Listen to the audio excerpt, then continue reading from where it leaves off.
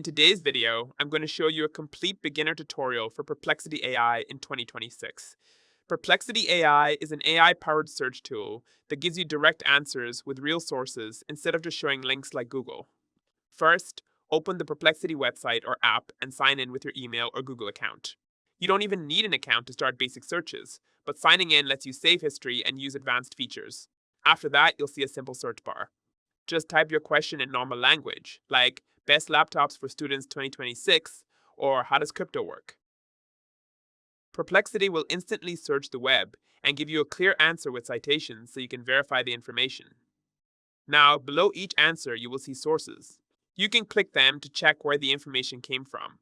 This is what makes Perplexity different from normal AI chat tools. It focuses on real-time research and accuracy.